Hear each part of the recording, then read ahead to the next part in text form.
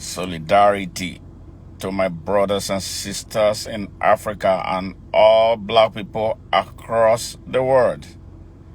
This is a moment, a historic moment for Africa and the African people. This is a rough moment for Imperial Europe and its agents of destabilization and exploitation of Africa and the African people. France is sad. Europe is sad. All the oppressors of Africa who have taken us through 5 historic events that made us less than human, they are all sad. They created slavery. They created imperialism. They created colonialism. They created apartheid. Now they created globalization. That is like a ticket for them to own Africa, like an award of certificate of occupancy to them. But this generation of Africans must rise up and say absolute no to them. Absolute no to them. We are human beings. We must be respected and be treated with dignity. That is what they have never done. Because they call us dark people. They called us animals. They called us monkeys. Now it's time for us to flip our history and redo it. And let them know that we, according to their own Bible, we were the first. The relationship of the power of creation and man took place between that power and father of creation and an African. We were the first. The cradle of civilization. Now is a moment for all Africans to be proud of who they are. We are no more going to accept that we are the dredge of the earth, that we will continue to occupy the bottom of the ladder. It's time. From science to technology, from astrology to biology, we were the first. Until we lost our moral compass. Now we seem to be discovering who we are against all the lies that we were told about who we are, including the lies that we were the sons of Ham, who saw their father's nakedness and God cursed him, and which our pastors and men and women of God have over thousands of years reinforced as true for us to believe. Now we have found who we are. We have seen the light. And so we must stand up for our rights. Special thanks to the Burkinabes, special thanks to the Malians, special thanks to the Guineans, special thanks to the Nigerians, and special thanks to all the children of Africa, especially the revolutionaries from across the continent and around the world, who are standing up with the banner of a new Africa, the United States of Africa, that our immediate colonial, post-colonial leaders dreamed about 70 years ago. One Africa, one economy, one currency, one army. An Africa that has no need for borders. All the borders, artificial borders that was created by Imperial Europe will come down. And only those with the love and patriotism, die-hard Pan-Africanist, we going forward have access to the leadership of Africa.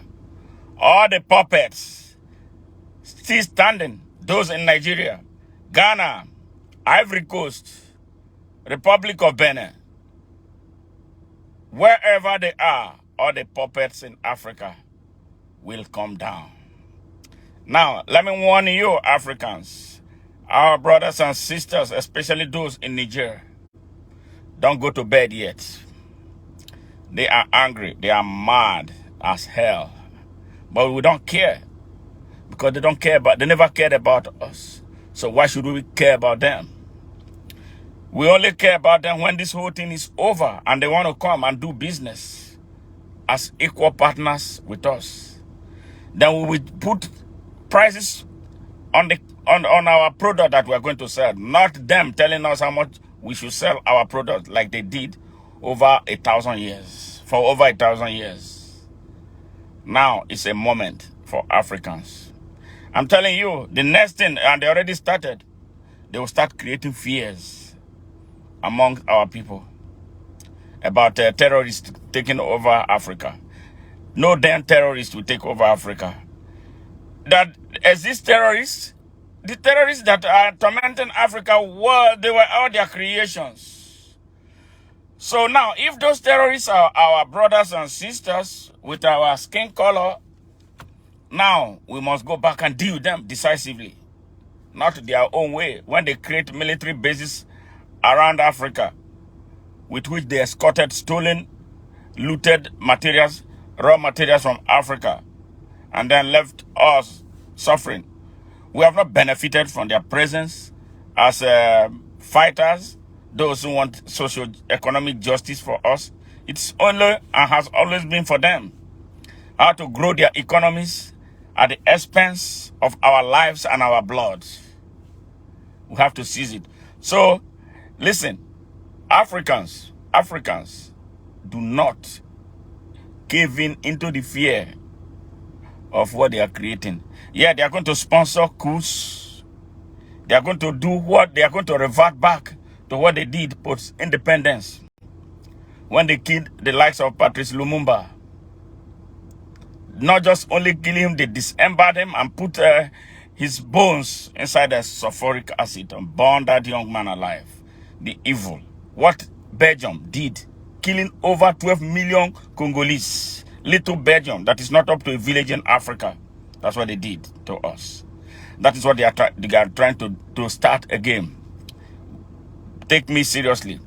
Any African after this war is over, especially in Niger, where the people are liberated, in our Ivory Coast, Burkina Faso, Mali, and Guinea, you guys need to stand up and be very vigilant, because they will try in their attempt to come back, start the old things of assassination of our presidents.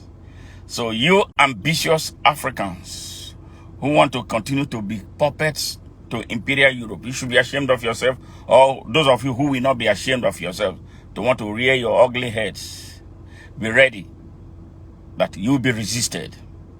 So let us protect all the young revolutionaries in uniforms who are now voting for us after they told us that our votes through their democracy, damn democracy, we vote, our vote don't count. I feel sad for what is taking place in Nigeria. Let us unite like never before. Let us unite like never before. What did I say? Let us unite like never before. Let us find value in who we are. Let us find value in the love that we should have ourselves for ourselves. Let us find value in our history. Let us make something out of our very ugly history. We did not create that history. We didn't want to be slaves. We didn't want apartheid. We didn't want to be transported like commodities. We didn't want to be slaves and work under supervision for the rest of our lives. We didn't want to be in the white man's university from which we will never graduate. They created it. Now we've seen the light, like Bob Marley said. The only thing to do is to stand up for your rights. That's what this is about. Do not be afraid. Do not be afraid. They had their own difficult moments in history. They fought through it and came out. But sadly, there are people who don't learn lessons, especially the French people. They don't learn lessons. The French people had a revolution. I would think that they should be a beacon of hope for the people of the world. No, they got worse. They became the worst exploiters. They became the worst killers. They became the worst destroyers. No. Africa, unite. Africans, unite. And I speak to the young generation of Africans. If you allow them take Africa back from the work that we are doing right now, it is you who will suffer most. It is you who will be at risk for the most. Look at our continent. There's nothing, there's absolutely nothing that we don't have. But can you understand why our people, 1.4 billion people, why we are the poorest people on earth? Yes, bad choices we make, bad choices we make when we have opportunities to lead, to choose leaders. Bad choices we make by not protecting those who are doing right in our continent. Bad choices we make by being so welcoming and thinking that the white man is next to God. He's not. He is not. That is what they put into our heads. Bad choices we make when we accept false religious ideologies instead of chasing, doing what is real. We believe in prophecies. You can't sit down and believe in prophecy without action. You can't. We have been reduced to this prayer mantis, always praying without action. Now you've seen for how many years we have been praying, sitting in one spot without doing anything. Has our lives improved? That is a question that you must answer. I love prayers, but I love to pray and move. Let us pray and move and see if all of our mountains will not move. Stop believing in false men of God. They are no men of God. God did not send them. A lot of the things that they are sending you, they don't even represent God at all. They are not from the presence of God. You see them. Jesus Christ, did he ride jets? Did he build mansions? No, he did not. He led a very simple life. That's what the Bible said. And I don't have any reason to believe. Why is it that he's still celebrated 2023 years after his demise from the surface of this earth? He must have done something very, very outstanding, very, very extraordinary. So men of history are always simple. Bob Marley, you see how the type of life he lived? Very simple. He's celebrated like he passed yesterday.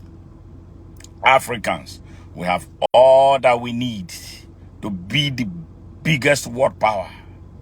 We must find solution from within us. We must be ready to build our financial institutions that is insulated against the madness of Imperial Europe. We must be prepared to build our military, with us producing our weapons and our ammunitions. We must be prepared to build African-directed universities where research is based on our Africanness are conducted. We must be prepared to open the doors to access to opportunity to every African, whether living in Africa or those who live in the diaspora, including those whose ancestors were stolen and scattered around the world, around the world as slaves. They are our brothers and sisters, and they should be part of this struggle to free Africa.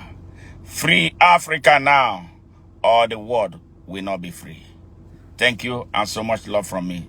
Smart Mado Ajaja is my name. I am from Nigeria. I live in the United States. God bless you, and God bless.